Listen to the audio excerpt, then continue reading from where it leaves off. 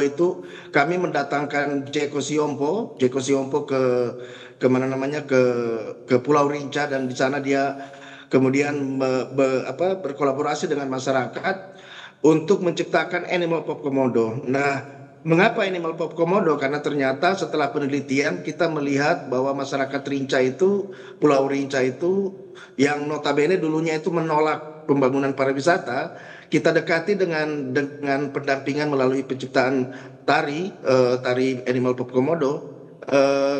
Karena kenapa Animal Pop Komodo? Karena memang di sana lingkungannya komodo, dan ternyata di sana mereka itu mempunyai memori kolektif di mana mereka itu sebenarnya sibling dengan komodo. Itulah sebabnya mengapa dia terhitung sukses. Salah satunya sukses di sana itu karena apa? Karena saat ini setelah pendampingan selesai, masyarakat tersebut bisa mandiri, dan saat ini mereka 4 kali pertunjukan dalam 1 minggu. 1 kali penampilan masyarakat dibayar 1.500.000. Jadi mereka bekerja sama dengan apa namanya, dengan travel agent pariwisata, dan kemudian mereka bisa melaksanakan itu 4 kali karena hampir semua anak muda dan anak muda dan anak kecil itu mampu memainkan, karena itu menjadi tarian kolektif. Awalnya menjadi tarian individu dan kemudian menjadi tarian kolektif, dan itu membuat mereka bisa berpenghasilan. Nah, kalau 1.500.000 1 kali main, berarti dalam 1 minggu masyarakat bisa dapat 6 juta, dan pulau itu akhirnya menjadi salah satu tujuan tempat turis yang datang di Labuan Bajo.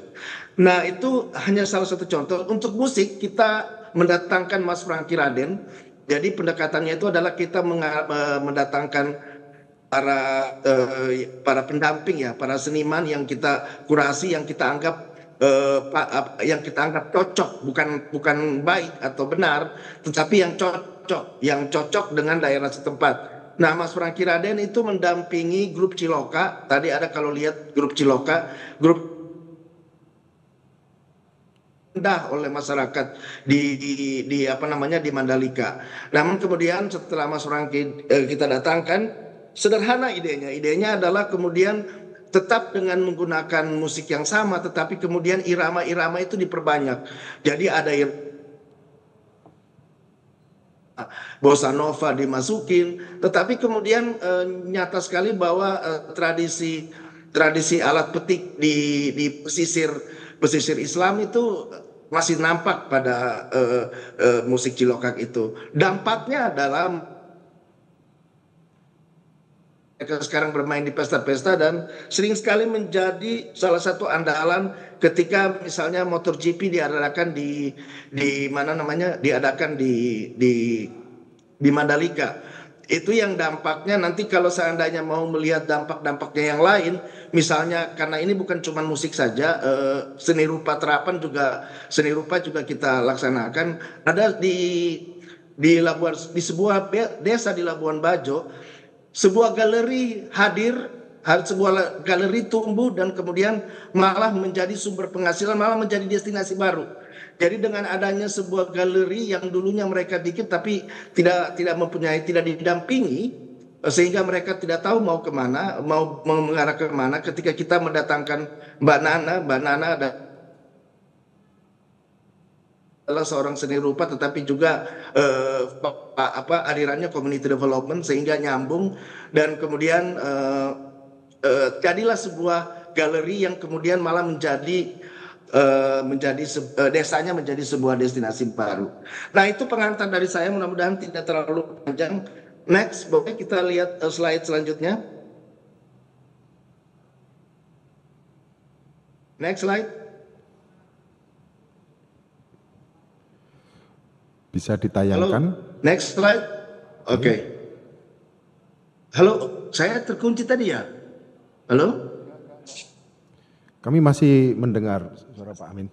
Oh, masih mendengar ya, Ya, oke. masih. Jadi ini kalau saya lihat pengertian etnomusikologi terapan, tetapi saya pikir kita mempunyai referensi-referensi yang berbeda ya.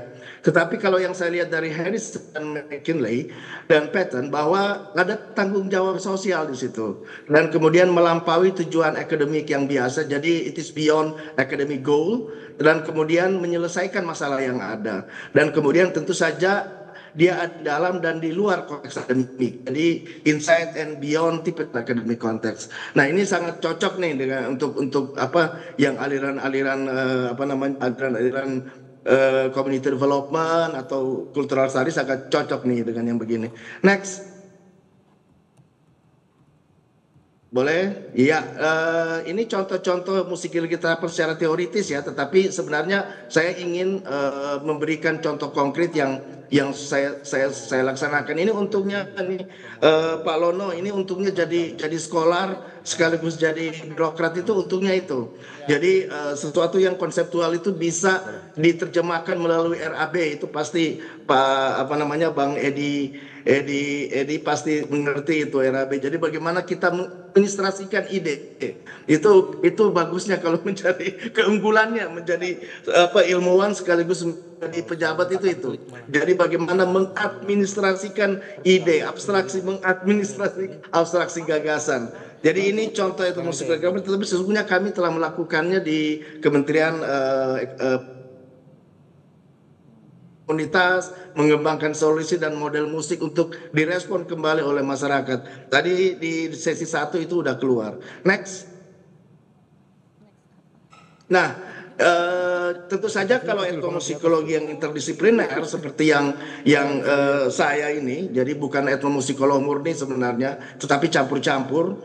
Jadi tidak berdiri sendiri. Jadi penelitian yang hasil yang diharapkan hasilnya bukan hanya disimpan di perpustakaan, tetapi something that we can apply dan kemudian bukan hanya untuk kepentingan ilmu pengetahuan dan akademik dan kemudian tetapi mempelajari musik dan masyarakat untuk memberi solusi pada pengembangan dan pemberdayaan masyarakat dan dapat menjadi referensi pembangunan politik, ekonomi, sosial dan budaya.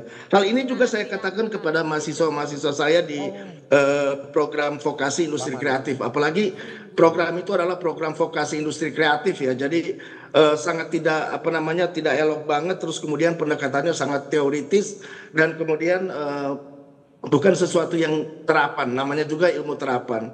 Next.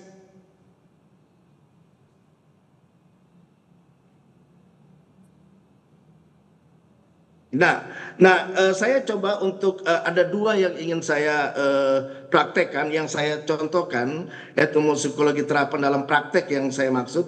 Tadi Bapak, Ibu, teman-teman sudah melihat bagaimana program akselerasi, program pendampingan penciptaan produk kreatif di destinasi super prioritas. Ada beberapa yang sukses, ada beberapa yang tidak sukses. Yang tidak sukses kadang kita salah kirim orang. Jadi salah kirim seniman pendampingnya berharap mau memindahkan Jogja ke apa namanya mau memindahkan Jogja ke Labuan Bajo atau mau memindahkan Jakarta ke Mandalika. Itu dalam pendampingan itu banyak sekali masalah.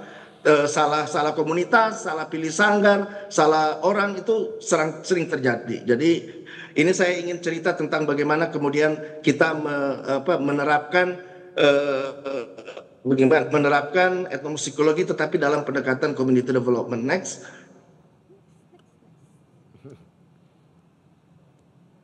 Next. Nah ini kalau untuk dari saya buku saya sendiri yang merupakan disertasi itu sendiri juga sudah yang interdisipliner. Di situ ada etnomusikologi karena ada kajian teks, ada kajian konteks, ada kajian struktur musik dan bagaimana perubahan struktur musik itu juga menjadi salah satu alat bukti bahwa ideologi politik juga berubah. Ada tradisi lisan di situ, ada sejarah di situ dan ada cultural studies di situ karena cultural studies adalah sebuah ya kita tahu bersama bahwa cultural studies adalah ilmu yang sangat kental mengkaji kebudayaan dan hubungannya dengan politik. Kajian saya juga adalah melihat bahwa bagaimana kemudian pengaruh kebijakan kebudayaan itu berpengaruh pada musik. Jadi politik kebudayaan itu berpengaruh pada musik. Makanya tadi saya lihat kita sudah mulai bicara mengenai industri kreatif, kita sudah bagaimana pemanfaatan digital. Ada yang setuju bahwa itu bisa menjadi menjadi referensi, ada yang mengatakan bahwa itu harus ada tetap ada primary sumber yang primer, ada yang sekunder, tetapi itu sudah saya prediksikan sejak tahun 2013 bahwa kemudian digitalisasi dan ekonomi kreatif akan menjadi semacam ideologi baru dalam kebijakan kebudayaan ke depan. Dan di sini juga kita lihat bahwa ada terjadi kolaborasi urban dan rural. Next. Nah, ini kemudian saya praktekkan, jadi saya test case bagaimana kemudian apakah buku etnomusikologi itu laku dijual di pasar. Syukurlah, alhamdulillah sampai saat ini saya masih dapat lah royaltinya, dalam 1 tahun saya masih dapat royalti pembuat buku ini. Jadi buku ini ya artinya ada juga yang beli karena setiap tahun saya dapat royalti, dan royalti saya lebih besar dari nasib royalti para musisi pop yang tadi dikatakan sudah dapat royalti, namun pada kenyataannya royaltinya 1 tahun ternyata cuma 230.000, ada yang 175.000. Jadi royalti buku musik itu politik itu lebih besar daripada artis-artis pop kita. Dan ini yang merupakan salah satu tugas dari Kementerian Ekonomi Kreatif untuk bagaimana bisa agar royalti para pencipta musik pop kita bisa bisa sesuai dengan apa yang mereka terima. Dari Malaysia mereka bisa dapat 30 juta, tetapi dari Indonesia mereka hanya dapat 175.000 setahun. Itu tugas kita ke depan, bukan cuma musisi tradisi sebenarnya Pak Bang Jabatin, tetapi musisi pop kita juga sengsara hidupnya ketika di masa tua. Next. Nah, ini bagaimana kemudian etnomusikologi itu mampu muncul di jurnal mampu muncul di arena digital ya. Saya terima kasih kepada Mas Aris Setiawan yang sudah mencoba mereferensi, dan juga kepada Arhamuddin Ali yang mencoba untuk membuat review melalui jurnal dan Kompas pada buku ini, sehingga kemudian buku ini hidup. Menurut saya yang penting adalah dia hidup di masyarakat. Itu yang saya dengar tadi Mas Aris banyak mau mengeluarkan buku. Menurut saya yang penting adalah bagaimana kemudian usaha-usaha agar kemudian buku atau wacana yang ingin ditawarkan oleh buku itu hidup di masyarakat, bukan hanya ada di kampus isi Solo. Bagaimana melaksanakannya? Ini yang coba saya tawarkan. Next. Saya kemudian dalam perjalanan saya sebagai birokrat, sebagai pejabat direktur musik, saya banyak sekali mendapat tamu-tamu yang penting, mulai dari misalnya ibu yang SIPA, Solo International Performing Art, ibu yang pokoknya artis Mas Garin, terus kemudian artis pop Mas Piyu dengan berbagai persoalan. Saya kemudian berpikir apakah tidak sebaiknya saya jadi YouTuber juga. YouTuber dengan sudut pandang sebagai seorang pejabat yang ada sekolarnya dikit lah, minimal ada gelar lah dikit gitu, mencoba untuk mewawancarai semua orang, dan kemudian wacana-wacana yang muncul termasuk buku saya. Jadi kemudian saya memanfaatkan kekayaan intelektual buku Musik Itu Politik. Judul musik itu politik. Judul musik itu politik sesungguhnya juga berasal dari teman saya Elwin Mok. Elwin Mok merupakan seorang tokoh dalam periklanan di Indonesia. Waktu saya cerita dalam sebuah seminar bahwa saya ingin merilis buku saya, pengaruh kebijakan kebudayaan, pengaruh politik kebudayaan terhadap musik, dia mengatakan bahwa kalau seandainya judulnya itu cocok di perpustakaan. Kalau untuk dijual jangan itu judulnya. Judulnya apa? Musik Itu Politik. Kamu bisa mempertanggungjawabkan secara ilmiah? Oh bisa, kalau cuma itu kan musik itu. Akhirnya dia mengatakan bahwa judul ini bagus untuk sebagai sebuah daya tarik untuk membuat orang membeli ya. Karena ternyata kalau kita membongkar struktur sebuah musik, kita bisa menemukan ideologi politik di dalamnya. Nanti kita bisa bicara dalam sesi yang lain mengenai itu, mengenai hal ini. Jadi ada pemanfaatan kekayaan intelektual di sini. Dari sebuah buku menjadi channel YouTube. Dan kemudian apa isi channel YouTube itu? Next. Mohon maaf Pak Amin, kami masih tersisa waktu 3 menit, bisa lebih padat. Mohon maaf. Oke, yang ada dalam buku itu adalah playlist. Jadi bedah buku musik itu politik. Jadi ada 27 video yang membedah buku ini. Dan yang membuka bedah buku ini adalah Pak Sandiaga Uno sebagai menteri pada saat itu. Next. Tinggal 3 menit. Jadi isinya adalah bedah buku dan isinya adalah point of view, di mana kemudian saya sebagai birokrat dan saya sebagai scholar mencoba untuk memberikan point of view saya, segmen point of view saya. Misalnya saya bicara mengenai bagaimana kita mengkonsumsi budaya pop, apakah selamanya komodifikasi seni itu buruk, apakah kekuatan budaya pop yang dulunya diabaikan oleh akademisi, apakah ada musik asli di Indonesia. Banyak pejabat-pejabat kita yang mengatakan musik asli, apakah memang benar itu asli? Apakah bukan sesuatu yang menyebar di keseluruhan Asia Tenggara? Nah, jadi saya manfaatkan kemudian channel itu untuk memberi seperti apa yang dipesankan oleh Gita Wirjawan. Jadi pejabat dan ilmuwan sibuk baca jurnal, sementara masyarakat kita sibuk nonton YouTube. Jadi kita mencoba untuk menjembatani hal ini. Next.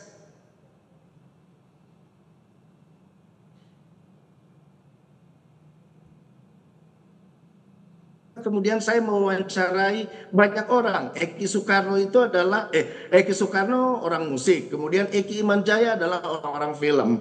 Jadi kemudian bagaimana IP financing sudah terjadi di Indonesia. IP financing bagaimana kemudian kekayaan intelektual, bagaimana itu ada dalam segmen ini. Jadi saya kemudian mengembangkan kekayaan intelektual jadi dari buku dan kemudian berkembang menjadi kemana-mana dan kemudian memanfaatkan digital. Next.